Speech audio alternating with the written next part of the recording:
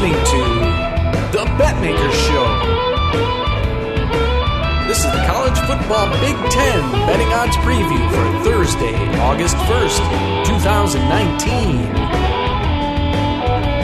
And now, live from Las Vegas, the host of the Betmaker Show, Brian Blessing.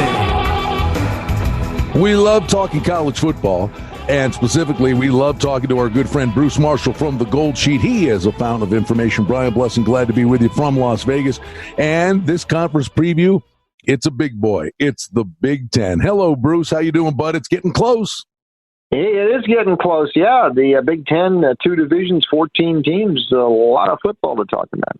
All right, let's dive in. A lot of teams to get after, and we'll go in the East. We'll go alphabetically. And we'll start with Indiana. And all of a sudden, you got a new offensive coordinator here coming in from Fresno State, joining head coach Tom Allen. And the bottom line with Allen is, Bruce, he knows how to win. Yeah, I mean, they've been competitive there. They're looking for a breakthrough. You mentioned the coordinator. It's Kalen DeBoer, coming in from Fresno, where they had some pretty exciting offenses in recent years for Jeff Tedford. But they're kind of getting impatient there for a breakthrough. They're sticking on this sort of treadmill, five wins or so, and they'd like to get to a bowl. Last year they started 4-1 with the schedule breaking well, but they just couldn't quite close the deal. So they're getting close. They think they've got the pieces in place. 18 starters are back, plus both kickers. Peyton Ramsey at quarterback. Pretty decent debut last year, passed for almost 3,000 yards. He did throw a few too many picks, 13 of them, and he will have some challenges this year to stay in the field. Utah transfer Jack Tuttle is in as well, but they've got some balance, and Stevie Scott, the running back, rushed for over 1,100 yards last year. Defense does have 9 starters back. But again, the plus here for them, the schedule, Ball State, Eastern Illinois, UConn, and Rutgers are all at home, and that's the non-conference slate. So you should be 4-0 there. You win 2 in the Big 10, gets you to a bowl, and I think Allen should do that this year. So, yeah, I think Indiana gets to a bowl this fall. Well, there you go. And you kind of nailed it with the season win total at 6.5, under $1.30. 6 would get them to a bowl. 7 would cash plus money on an over bet. Maryland, on the other hand, their season win total is 3.5 over $1.40, because it has been literally a revolving door on the sidelines. 4th coach in 4 years. Mike Loxley's the new boss. He comes from Alabama. That's the job to get, Bruce. If you're an offensive coordinator at Alabama, you're not going to be the offensive coordinator at Alabama for long. You're going to be a head coach somewhere. It is a complete rebuild. Yeah, it is. And, all these Nick Saban disciples are coaching around now. And if you're a coordinator there, yeah, offense or defense, you seem to get a head coaching job. Loxley gets it here. He had been, this is an interesting hire. We know some of the problems they've had with Maryland last year. They had that tragedy in practice last year with Jordan McNair, and then, Durkin was forced out, which everybody was turning into sort of a hot potato itself. Loxley, however, was here a few years ago after Randy Edsall was moved out. He took over on an interim basis. But for those of us who remember what Loxley did at New Mexico, we're a little bit quizzical about this hire. That was one of the worst jobs any coach ever did in completely dismantling a program, as Loxley did from 2009 into 2011, and he was dismissed a few games into 2011. It was a horrible run at New Mexico after a rocky long. So is he the guy to turn this thing around? I don't know. Now, they do have Josh Jackson, the quarterback, came up from Virginia Tech as a transfer, and they think that might be able to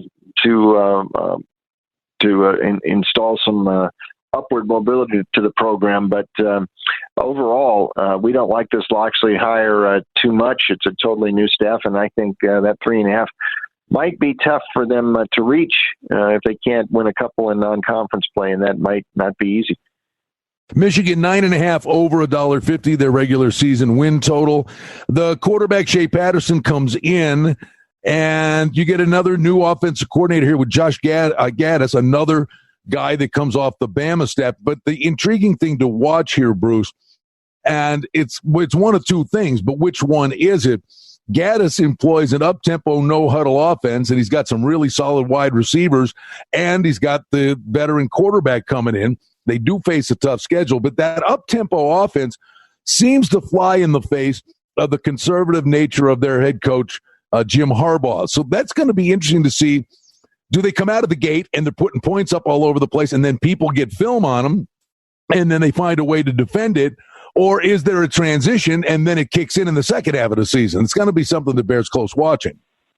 Yeah, it will. And, we've seen Harbaugh tinker around with things a little bit much in his previous stops, most specifically the 49ers in the NFL. And people forget he kind of changed that offense on Colin Kaepernick, and that's when the whole thing, the wheels started to come off the operation in San Francisco. Now, how's this going to work with Michigan? On the surface, it seems like going up-tempo might not be a bad thing, but again, we'll see how it plays out in real time here. What concerns me about Michigan and Harbaugh in particular is they seem to keep losing the big games on their schedule. The bowl games, Ohio State, which is the real, and we'll talk about the Buckeyes in a moment here, but that is the real thing sticking in the craw of Michigan fans. Notre Dame last year, those are the three big games last year, and they lost all of them. And this is a pattern that is repeating every year for Harbaugh. Yeah, they run up some scores on some outman teams. Patterson is good. The running game, like you said, we'll see how it functions. It should still be okay, but the offense figures to go more up-tempo. The defense, top 10 defense last year, should be once again under Don Brown. But how do they play in these big games? We'll see. Ohio State's still sitting there in the East. They've got Notre Dame again coming into the big house. There's also a tricky date with Army in September, which comes into Ann Arbor as a very awkward opponent. I'm not sold on Harbaugh, and this team is a top 5 team like everybody else. So buyer beware on the Wolverines. All right, Bruce, let's move on to Michigan State. Listen, the one thing we know about D'Antonio is these guys on the defensive side of the ball, they are just absolutely a rock. And they get some of these guys back that have every opportunity to make it to Sundays. Yeah, they do. Brian, this is one of the better defensive teams in the nation last year. They excuse me, I choked up talking about Michigan State because I was thrown off by them only going 7-6 last year with that great defense, led the nation in rushing defense. So this has that was sort of a typical D'Antonio defense. The problem last year was offensively, and injuries had something to do with it, and the work of their quarterback being hurt the last half of the season definitely had something to do with it. In that regard, looked a lot like a team like TCU last year, where the defense was still fine. You've got a history of good defenses there, but the offense really fell apart last year. So I think that's going to be the question going forward for D'Antonio. To get back in the conversation in the Big Ten East, they got to get the offense perked up and score a few more points. You mentioned Ohio State, new head coach Ryan Day. 10 under $1.20 is the number. The one thing we know, there are questions, but the one thing we know, there's going to be a boatload of talent there. Quarterback Justin Fields transfers in. He's big shoes to fill, replacing Dwayne Haskins, and the running back Dobbins is a stud. The thing, Bruce, that is something that bears close watching is the schedule works in their favor, getting Michigan State, a down Penn State team, and Wisconsin at home. Yeah, it wouldn't surprise me if Ohio State wins this side of the Big Ten again, Brian. And you mentioned the coaching change here, but Ryan Day got a test run last year as head coach when Urban Meyer was suspended at the start of the season, and the Buckeyes went 3-0. They had been kind of grooming Day to take over for a while anyway, so he's not completely new to his assignment this year, and he's been there for a while. So it was a pretty seamless transition to him. A little bit more of the transition will be to the quarterback spot where Justin Fields, as you mentioned, comes in from Georgia, one of these many transfers who got the waiver to play immediately. That's a subject for another day, but there he is, and he was the top-rated recruit, or one of the top-rated recruits in the country last year. He just couldn't beat out Jake Fromm at Georgia. They should be loaded again. You're right, the schedule breaks very well. Non-conference, Florida, Atlantic, Cincinnati, and Miami, Ohio, all at home. Those should be wins for Ohio State. The Cincinnati game is kind of interesting. And they do have to go to the last two games, Penn State and at Michigan, will probably determine how it goes. But I wouldn't bet against the Buckeyes yet until they lose a game to Michigan or Harbaugh beats them. Ohio State's still the team to beat in the East. Penn State, as a Nittany Lions fan for growing up in northeastern Pennsylvania, I can tell you what a treat it was, the McSorley era, to have a real quality quarterback running the show there, because believe me, it was 4 yards in a cloud of dust for far too many years. He's gone. Tommy Stevens is the quarterback. I think Franklin's going to really earn his money here with a tough schedule and the season win total of 9. Well, he will, but I'll tell you, the late news here, Stevens departed there into summer, and he landed at Mississippi State as a grad transfer. So right. he is gone, and this is going to cause a problem for Franklin. He's got to find another quarterback now. They were thinking it was going to be Stevens, who left after he was there for spring football. So it's either going to be a sophomore, Slade, or Sean Clifford. Clifford will be he's the redshirt sophomore quarterback. Slade looks like the featured running back, but they're still trying to figure out what to do running the football post Saquon Barkley. I think this could be a little bit of a problem this year for James Franklin. The Stevens leaving is an issue. The defense has some holes to fill. And there are some people in the region who think Franklin is going to get contacted by some potential big openings, including maybe at USC, and might be tempted to leave after the season. Keep an eye on this situation, but I think the Nittany Lions drop back a little bit, might have a hard time reaching the 9 wins they did last year. Can you paint any rosy picture for Chris Ash, the head coach at Rutgers? That maybe the misery will end after this year for him, because I don't think it's going to work, and he will not have to worry about losing every game on the schedule next year. Now, he might win the opener against UMass, and they get Liberty at home in October. That might be it. I don't think they're going to do anything in the Big Ten like they couldn't do last year. 0-9, the only win they had was the opener against Texas State, and it was 11 straight losses, including 55-14 at Kansas, 42-13 at Buffalo in non-conference play, and then you get to the Big 12 and the Big 10, and they couldn't win at all. The defense lost 8 full or part-time starters last year. That might not be a bad thing because they were so bad last year, but it certainly isn't a plus. But it was the offense that was also atrocious, near the bottom in all categories last year, last in scoring and yardage in the Big Ten, and almost last in both in the country. The quarterback, Sitkowski, threw 19 picks last year as a freshman. That led the nation. So for Chris Ash, it all started to go the wrong way last year, and I don't think he survives into 2020. That might be good for his health. He'll go back to being an assistant somewhere, but I don't think this is going to work at Rutgers at all.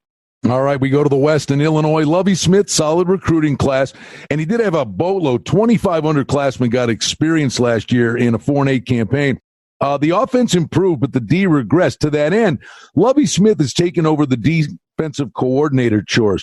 So I don't know how you approach that, Bruce. There are pros and cons to it, but I think once the coach dives in, I'm not saying it's put a Band-Aid on a head wound, but man, when you're wearing all those hats, somewhere along the way, be a game manager, something will suffer because of it, but the D should be better. Yeah, it should be. And again, this is another defense that was way down there in the national rankings last year. And Lovie might be near the end of his rope here. Now, there's a lot of people that we talked to back there who didn't like this hire at the start. The one guy who makes a difference, at least hiring and firing in Champaign-Urbana, is the AD Josh Whitman. And really, his first act as AD was to bring Lovie in. He thought that would energize the program and be a boon in the Chicago area. It hasn't worked out that way.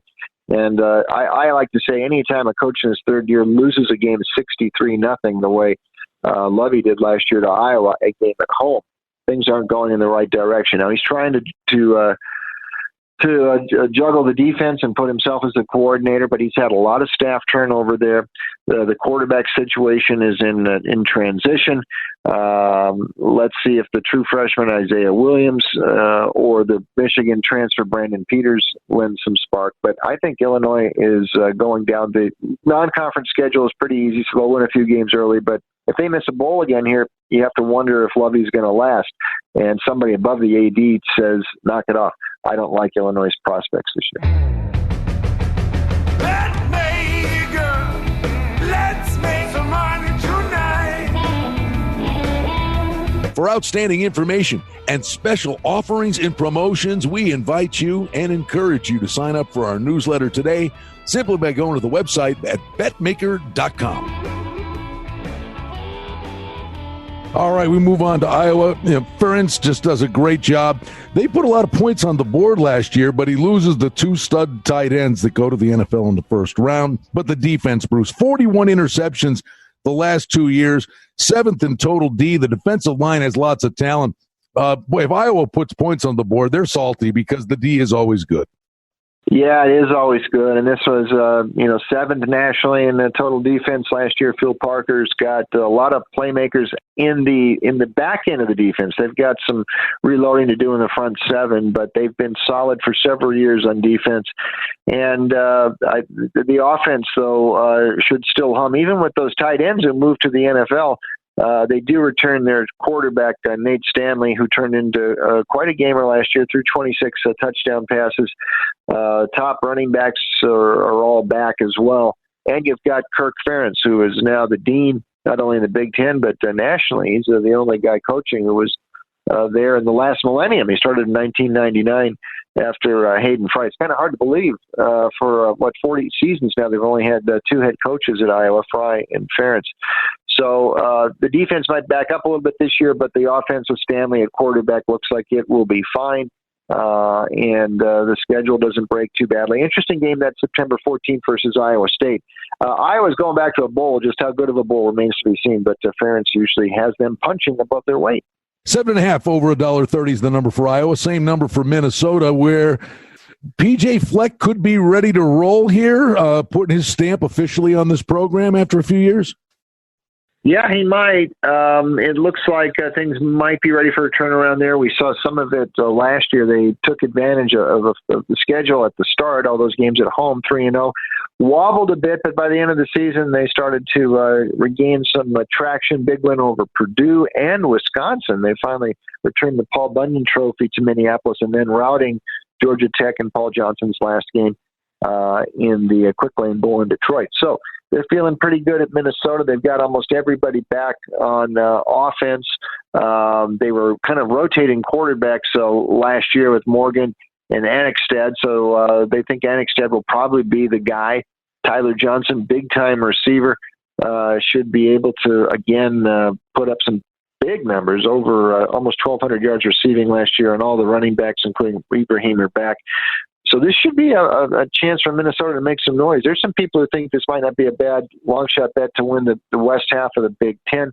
And the schedule doesn't look that bad either at the start. They do have a game at a rebuilding Fresno State on September 7th, but they could be 3-0 again when Big Ten season starts at Purdue on September 28th. So kind of bullish on the Gophers this fall for P.J. Fleck in his 3rd year. All right, Nebraska, Scott Frost, 2nd year, started slow, finished fast last year, beat Ohio State, Northwestern, and Iowa on the road. Quarterback Adrian Martinez, now a sophomore, should improve. The defense took a hit through graduation, but Bruce, there's a lot of love for these guys out there. 8.5 over $1.30. I think the one thing you're dealing with that's different now for Nebraska in recent years, and that's the weight of expectations. Yeah, this seems to be the buzz team now, and even though they've been down here for a couple of years, a lot of people expect this to be the year Scott Frost's hire starts to pay some dividends, and maybe it does. They lost a tough game early on last year to Colorado in the opener, and that seemed to set the tone for the first half of the season that was pretty miserable. And by halfway through, they hadn't won a game yet, so there were some signs things were improving. They boat raced Minnesota then at home, and it led to an advancement the second half of the year. So they did get their 4 wins at the end, and they were playing better football. And there's a lot of people think that Adrian Martinez at quarterback might be a long shot Heisman contender, if not this year, then certainly next year, because he showed plenty of upside as a freshman a year ago. So the Scott Frost influence figures to start to kick in a little bit more this year. Schedule pretty favorable early on. They should be 4-0 by the time they host Ohio State on September 28th, and who knows, that might be a prequel to the Big Ten title game. A lot of people are high on Nebraska, and Martinez could certainly be a dynamic leader for them, and they have the coach they believe to win everything. So I could see Nebraska actually exceeding that win total this fall. Northwestern 6 over $1.30, Bruce. 9 wins last year plus a bowl win. Pat Fitzgerald, he loses his quarterback. The one thing, make note of this, players, you maybe can make some money during the course of the year. They are very good as an underdog, Bruce. Catching points with Fitzgerald's a good thing, but you don't want to be laying the wood with him because he doesn't do a good job as a favorite. Yeah, this is a pretty formful team. You're right, Brian. They've been a good underdog for years. We saw that really last season, especially in the bowl game against Utah when they were getting pushed all over the field, and all of a sudden a few big plays, momentum changed, and the underdog Wildcats won that game outright. So you're right, they are a good underdog, but they have struggled some as a favorite. That might not change this year, but we will see. You're right. They do lose their quarterback, Clayton Thorson, who did a little bit of everything for them last year. Real dual threat. Pass for over 3,000 yards. So we'll see what happens. There at quarterback, Hunter Johnson, a transfer from Duke, who was pretty well regarded earlier in his career and left Durham. Daniel Jones blocked his path there. So here he is showing up at Northwestern, and he will probably be the quarterback this year. But there's a lot of reloading that Coach Fitzgerald has to do both offensively and defensively. He is, in my opinion, one of the better coaches in the Big Ten, if not the country, to keep this program relevant every year. So the same pattern will hold. There'll be an unreliable favorite. There'll be a dangerous underdog. But their win total should drop a bit this year. They doubt they get to 9 wins like they did a season ago when they actually won the Big Ten West. 2 teams left here in the Big Ten. We were talking about the West and Purdue with Jeff Brom. And we're sitting here staring at 7 under $1.20, Bruce, regular season win total. Bottom line, they got a stud wide receiver in Rondale Moore.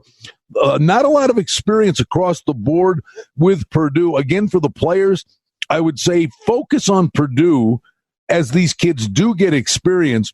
But historically, a Brom coach team, they do improve late in the year.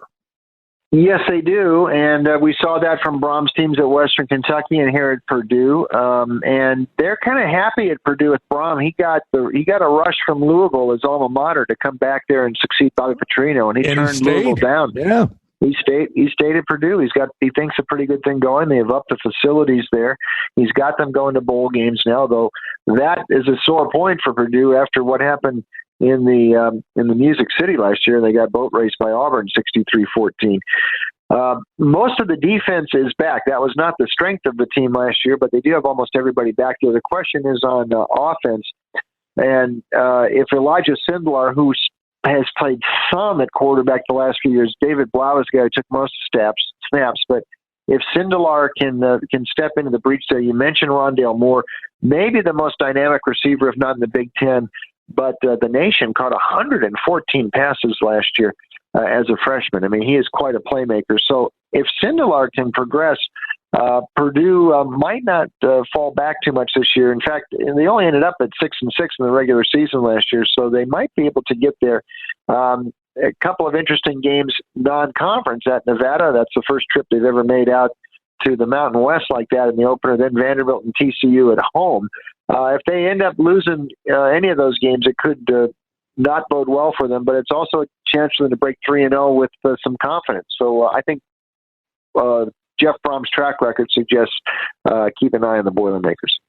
And Wisconsin finally over 8, minus $1.30. 5 straight bowl wins. Lots of young talent. We know the offensive line's always good. They lose their quarterback. Hornibrook transfers out, goes to Florida State. But get to know the name, right, Bruce?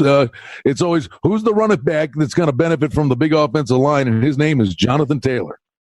Oh, yeah. Taylor, big-time running back.